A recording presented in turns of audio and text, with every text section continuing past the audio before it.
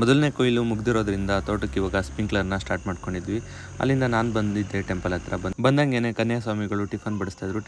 Tiffin ಮುಗಿಸಿ ನೆನ್ನೆ ಉಳಿದಿದ್ದ ಕೆಲಸನ ಇವತ್ತು ಮುಗಿಸೋಣ ಅಂದ್ಬಿಟ್ಟು JCB ಮತ್ತು ಟ್ಯಾಕ್ಟ್ರ್ ಹಾಕ್ಕೊಂಡು ನಾವು ಬಂದ್ವಿ ಮಣ್ಣು ಹೊಡೆಯೋ ಕೆಲಸಕ್ಕೆ. ಇಲ್ಲಿ ನೋಡ್ತಾ ಇರೋರು ಗುಂಡಾ ಅಲಿಯಾಸ್ ಯೋಗೇಶ್ ಅಂತ.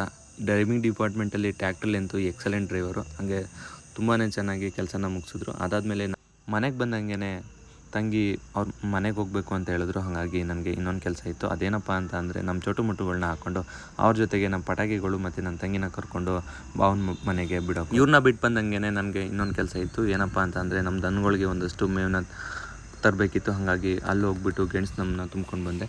ಅದಾದಮೇಲೆ ಟೆಂಪಲ್ ಹತ್ರ ಬಂದಂಗೆ ನಮ್ಮ ಸ್ವಾಮಿಗಳೆಲ್ಲ ಸೇರಿಕೊಂಡು ಕ್ಯಾರಮ್ ಮಾಡ್ತಾಯಿದ್ರು. ಹಾಗೆ ಆ ಆಟ ಆಡ್ಕೊಂಡು ಅಲ್ಲೇ ನಮ್ಮ ಸಚಿನ್ ಸ್ವಾಮಿಗಳು ಎಕ್ಸಲೆಂಟಾಗಿ ಚುರುಮುರಿನ ಮಾಡಿದ್ರು. ಇದನ್ನು ತಿನ್ನು ಮುಗಿಸೋದ್ರೊಳಗೆ ಸಂಜೆ ಆಗಿತ್ತು. ಹಾಗಾಗಿ ಎಲ್ಲ ಸ್ವಾಮಿಗಳು ಸೇರಿಕೊಂಡು ನಾವು ಹೊರಟಿದ್ದೆ ಪ್ರತಿದಿನ ಸ್ನಾನ ಮಾಡೋ ಈ ಚಾನಲ್ಗೆ. ಹಾಗೆ ಅಲ್ಲೋಗಿ ಸ್ನಾನ ಎಲ್ಲ ಮುಗಿಸ್ಕೊಂಡು ಭಜನೆ ಕಾರ್ಯಕ್ರಮಕ್ಕೆ ಹೋಗ್ತಾಯಿದ್ದೀವಿ ಅಂತ ಹೇಳ್ತಾ ಈ ವಿಡಿಯೋನ ಇಲ್ಲಿಗೆ ಎಂಡ್ ಮಾಡ್ತಿದ್ದೀನಿ. Thank you for watching.